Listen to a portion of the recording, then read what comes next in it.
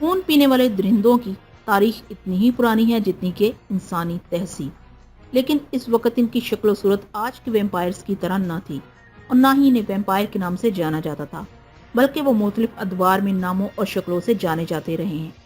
السلام علیکم، میں ہوں سعدیہ اور آپ دیکھ رہے ہیں انفو ہب اردو۔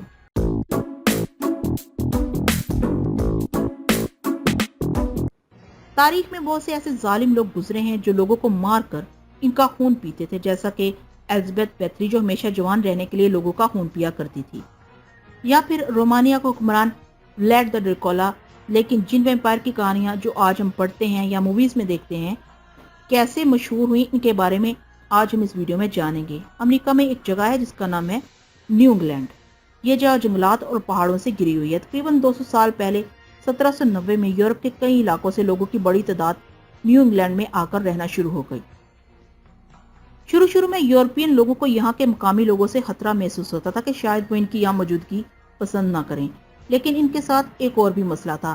ان دنوں یورپ میں جادو ٹونا اور وچ کرافٹ عروج پر تھا، اس لیے یورپ سے آنے والے لوگوں کے دل میں عجیب طرح کے ڈر موجود تھے کہ نیو انگلینڈ پہاڑوں اور جنگلات سے گرا ہوا تھا۔ ان لوگوں کو لگتا تھا کہ ان گھنے پراسرار جنگلات میں شیطان اور ڈائنے رہتی ہیں۔ یورپ سے آنے والے لوگوں کو یہ بھی لگتا تھا کہ ان جنگلات میں جادوگروں کے ٹھکانے ہیں۔ یہ لوگ دن رات اسی خوف میں گزارتے تھے کہ کہیں ان کے گھر پر شیطان یا عصیبی مخلوق حملہ نہ کر دے، اور دراصل ان کے اسی خوف نے ویمپائر کو پوری دنیا میں مشہور کر دیا۔ لیکن کیسے؟ یہ کہانی بہت عجیب ہے۔ یہ انہی دنوں کی بات ہے کہ نیو انگلینڈ میں ٹیوبرکلوسس کی بیماری پھیلنا شروع ہو گئی، جسے ہم ٹی بی بھی کہتے ہیں۔ اس بیماری میں جراثیم انسان کے پھیپھڑوں پر حملہ کرتے ہیں۔ کھانسنا، منہ سے خون آنا اور وزن کا تیزی سے کم ہو جانا یہ ٹی بی کی علامات ہو سکتی ہیں۔ آج ہم یہ جانتے ہیں کہ ٹی بی کے مریض کے کھانسنے یا چھینکنے سے بھی یہ مرض دوسرے کو لگ سکتا ہے، لیکن اس وقت یہ بات کوئی نہیں جانتا تھا۔ لوگوں کو تو یہ بھی ٹھیک سے پتا نہیں تھا کہ ٹی بی ہے کیا۔ یہ بیماری نیو انگلینڈ کے لوگوں کو اپنی لپیٹ میں لے چکی تھی۔ ایک گھر میں اگر کسی کو ٹی بی ہوتا تو گھر کے دوسرے افراد بھی اس کا شکار ہو جاتے۔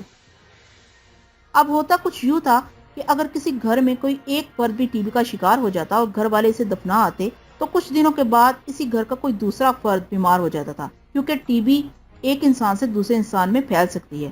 اب اس شخص کے منہ سے خون آنے لگتا، اس کا وزن کم ہو جاتا اور اس کی آنکھیں اندر کی طرف دھنسنے لگتی تھی تو یہ ایک بیماری، مگر ان لوگوں نے اسے کچھ اور ہی سمجھ لیا۔ ان کو لگتا تھا کہ ان کے گھر میں جو ان کا پہلا فرد مر جاتا ہے وہ مر کر ویمپائر بن جاتا ہے۔ ویمپائر کے کردار کے متعلق تھوڑا بہت تو لوگ جانتے تھے، لیکن یہیں سے یہ کردار پوری دنیا میں مشہور ہونا شروع ہو گیا۔ ان کا ماننا تھا کہ ان کی فیملی کا مرا ہوا فرد اپنی قبر سے نکل آتا ہے اور باقی گھر والوں کا خون نکال لیتا ہے اور ان کی جان بھی لے لیتا ہے۔ ان کو یہ پتہ ہی نہیں لگتا تھا کہ یہ ایک بیماری ہے۔ ٹی بی کا یہ مرض نیو انگلینڈ میں پھیل چکا تھا۔ اب لوگوں کا یقین پختہ ہونے لگا کہ اس بیماری سے مرنے والے لوگ مرنے کے بعد قبر میں ویمپائر کا روپ اختیار کر لیتے ہیں۔ اب لوگوں کا یقین پختہ ہونے لگا کہ اس بیماری سے مرنے والے لوگ مرنے کے بعد قبر میں ویمپائر کا روپ اختیار کر لیتے ہیں، اور یہاں تک کہ یہ وہم اتنا شدید ہو گیا کہ یہ لوگ اپنے ہی پیاروں کی قبروں کو کھودنے لگ پڑے۔ یہ لوگ ان کی لاشوں کو نکال کر ان کے اعضاء کو چیک کرتے۔ یہ لوگ اپنے ہی پیاروں کی قبروں کو کھودنے لگ پڑے۔ یہ لوگ ان کی لاشوں کو نکال کر ان کے اعضاء کو چیک کرتے، اور اگر ان اعضاء میں خون موجود ہوتا تو یہ معلوم ہوتا تھا کہ یہ لاش ویمپائر بن چکی ہے۔ یہ لوگ ایسی لاشوں کے اعضاء کو آگ لگا دیتے تھے اور پھر ان لاشوں کی راکھ ان لوگوں کو کھلائی جاتی تھی جو ٹی بی کا شکار ہوتے تھے، کہ ایسے یہ لوگ قبر میں موجود ویمپائر سے بچ جائیں گے۔ نیو انگلینڈ میں ٹی بی ہی سے مرنے والوں کی لاشوں کو کچھ دنوں بعد قبر سے نکال لیا جاتا تاکہ چیک کیا جا سکے کہ کہیں یہ لاش ویمپائر تو نہیں بن گئی۔